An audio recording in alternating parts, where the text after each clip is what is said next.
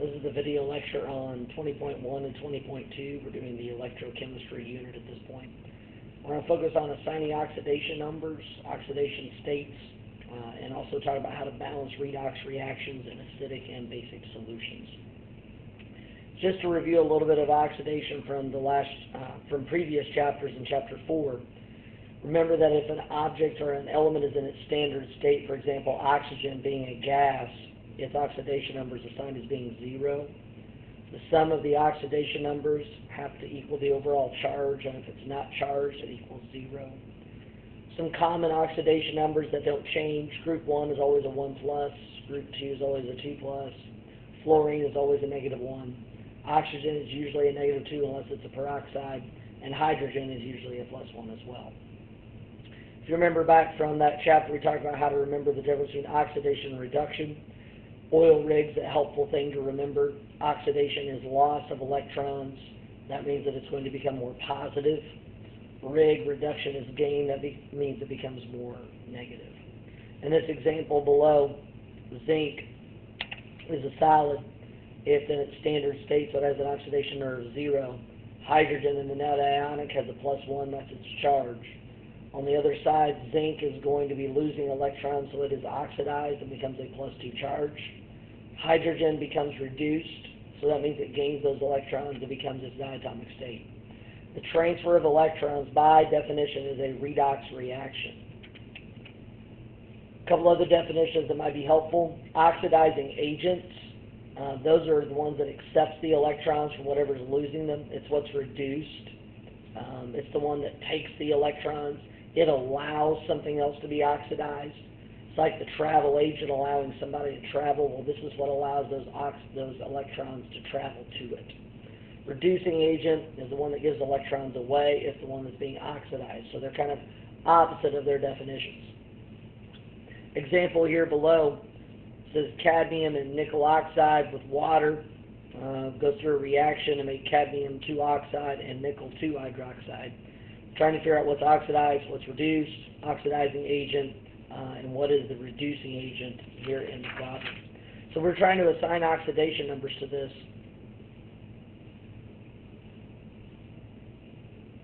Oxidation numbers, again, if we kind of follow our rules. If you look at cadmium, it's in its standard state, so it's 0. If you look at nickel and oxygen, just assigning them.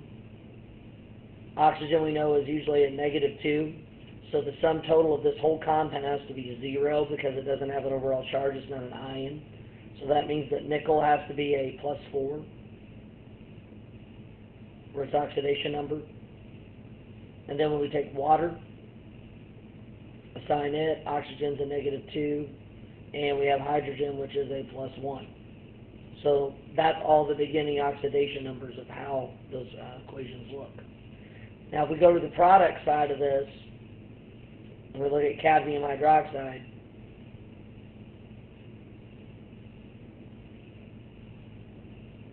we know that hydrogen's a +1, and we know that oxygen's a -2, and that makes sense that hydroxide's a -1 charge for a polyatomic ion.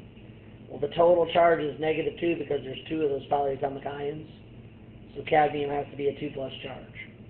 On the other side with nickel, 2 hydroxide, again it's -2, +1, and again that makes sense why hydroxide's a -1 charge.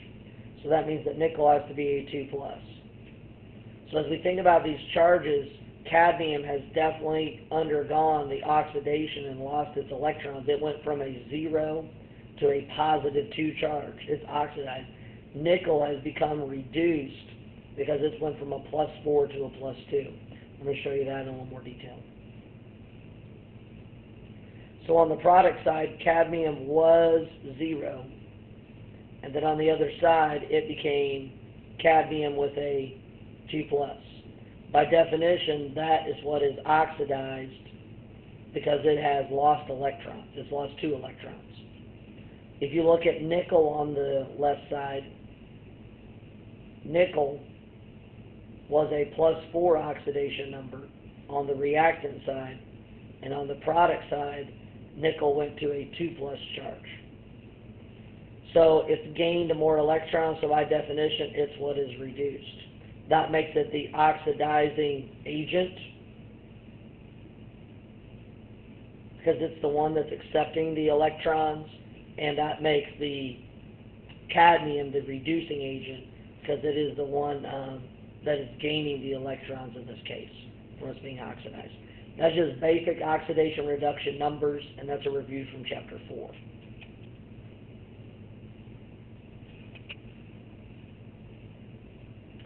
Now, balancing redox equations, a little different ballgame with it. Steps, and I'm kind of giving you some general steps to try to help you, and then we're going to work out a problem. That's a pretty tough one, but I think it will make some sense to you once we talk about the general ground rules.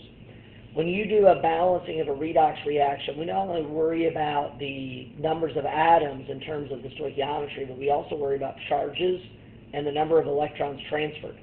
The number of electrons that are oxidized always has to be the number of electrons that are gained in reduction. So here are the steps. Step 1, assign oxidation numbers and determine what's oxidized and what's reduced. Then break them into half reactions. Write what's oxidized in one half reaction. Write what's reduced in the other. Once you get them into half reactions, balance all the elements other than hydrogen and oxygen if you need to with coefficients. Then you can balance oxygens by adding water. Now, once you add water to this, you're introducing more hydrogen atoms. So to balance that, in acidic solution, and again, we should probably make a note of that. If this is dealing with acidic solution, and it will specify in the problem if it's an acidic or basic solution, we can add H plus ions. Even if it's in basic solution, we still would start with H plus ions. And then finally, the big difference here is we're going to balance the charge by adding electrons to the side to make sure the charges are the same on both sides. Once you have that done, you want to make sure that the number of electrons in the reduction reaction and the oxidation reaction are the same. So if we got to multiply those half reactions, we should.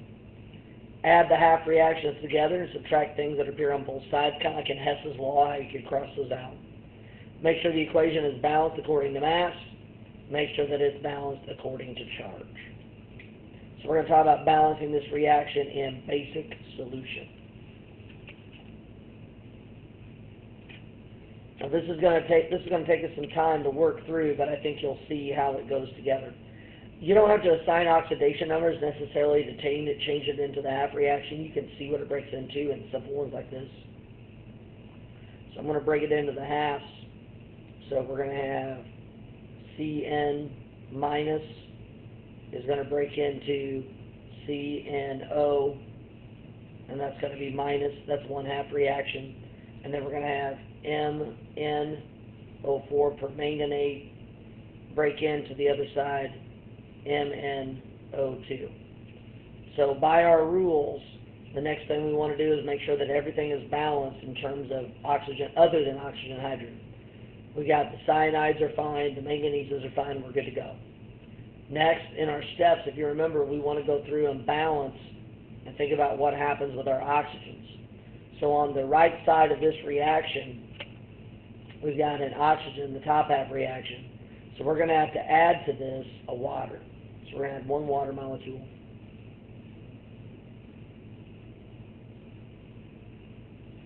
So now I've introduced some hydrogens into it. So even if it's in basic solution, we still want to balance it with H plus ions. So since there are two hydrogen ions on the left, we're going to add two hydrogen ions on the right. Go down here to the manganese. There's 4 oxygens on the left, but only 2 on the right. So we're going to add 2 waters on that side. Well, now what that's done is that's made us to have 4 hydrogens. So we're going to have 4 H pluses on that side. So all I'm doing is I'm trying to balance the oxygens with waters, then I'm adding hydrogens even if it's in basic solution. So I have everything balanced by mass, and I have everything balanced by oxygens and hydrogens first. The next step is we want to balance the charges on both sides. And when we look at the different numbers of charges that are happening, on this side of it we've got a -1 charge. on this side we have a positive 1 charge, because we have 2 positives and 1 negative with the CNO. So we want to balance them out. So to make sure that they balance out, we need to add 2 negative electrons, because the number of electrons lost and gained have to be the same. So I got to get 2 electrons there. In this one, we have a 3 plus on this side total, the 4 from the hydrogen ion, 1 from the permanganate ion. On this side, the charge is 0. So to get the charges to balance out here, we need to add, in this case, on the other side, we need to add 3 electrons to get those to cancel out.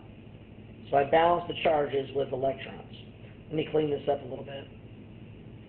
Going back, again, I balance by mass, everything besides oxygen and hydrogen first. Then I balance it with oxygen by adding waters. Then I add H plus ions to balance out the hydrogens. Then I want to make sure the charges are balanced on both sides. All right, let me clean this up totally. So here's our kind of cleaned up reaction as we think about writing them out. We've got our water,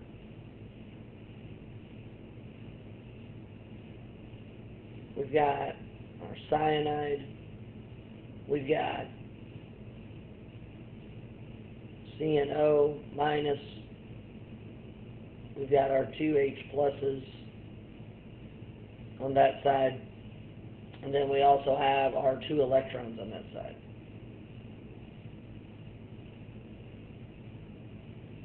Alright. Then on the other one, we've got our 4 H pluses,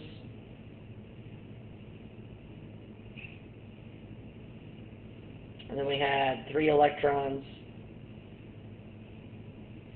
and then we had our MnO4. Then on the product side, we ended up with MnO2, and then we had 2 waters,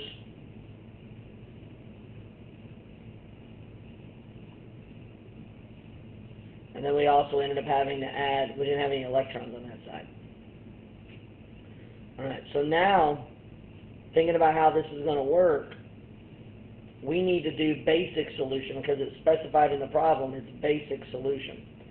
So we want to get rid of the hydrogen ions by adding hydroxides to cancel them out. And if we add the hydroxides to one side, we have to add them to the other. So in this top reaction, we have 2 H pluses. Well, to get rid of those, we have to add 2 hydroxides, because that's going to combine together to make water.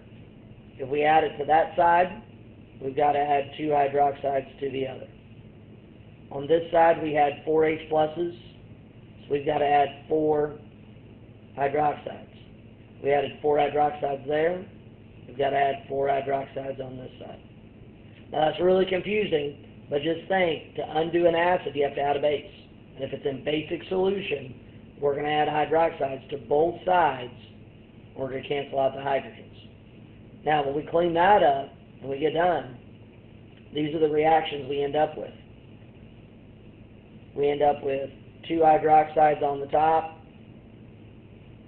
We end up with water. We end up with our cyanide. We end up on the other side with CNO minus. We end up with 2 waters.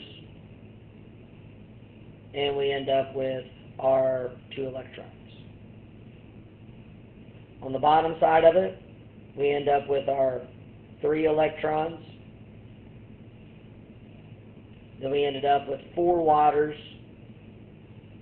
from what we formed, plus the permanganate ion. And on the other side, we had MnO2 plus 2 waters plus 4 hydroxides. Now, if you notice in this case, we have 3 electrons in the top, in the bottom of it. We have only 2 electrons in the bottom. So they're 2 and 3 that don't match. So what we have to do is we have to make sure the number of electrons are the same in both cases. So I have to multiply this whole thing by a common factor to get 6. So I have to multiply everything by 3. I have to multiply that one all by 2. And what that's going to do is that's going to give me 6 electrons on both sides. I also have some things that I can consolidate with waters on both sides, and I have some hydroxides on both sides. So I'm going to start canceling things that are in common. When I get finished with all of that, and I finish with all that cancellation, and I sum it all up, I end up with, when I put the two reactions together, I end up with 6 hydroxides total on the left, I end up with 11 waters on the left, I end up with 3 cyanides on the left, and that all yields, on the product side, that yields 3 CNOs minus plus 2 MnO2s plus 10 waters plus 8 hydroxides. So if you look at how that cancels out, if you notice, and the electrons are gone because I have 6 and 6. I had 6 electrons here, and I had 6 electrons here. The electrons are gone. With the waters, I've got 10 waters here, but 11, so all 10 of those are gone. That leaves me with just 1 water. I have 8 hydroxides here, and I had 6 there, so those are all gone, and that cuts me down to only 2 hydroxides there. And now you can see the final balance reaction. So the final balance reaction is water and 3 cyanides with our permanganate, our MnO4. I left our MnO4 off of there. This is 2 MnO4. There it is. Arrow, 3 CNOs, 2 MnO2s, and 2 hydroxides when we're done. So again, that's a super complicated one. Hopefully you could follow that. This is worked out in your textbook as a worked out example if you want to refer back to that. This goes along with the video lecture with section number 3. Balancing redox equations is a pretty key skill on the AP test, and you'll be asked to know how to do that in your college chem class. Thanks for watching, and good luck with the homework.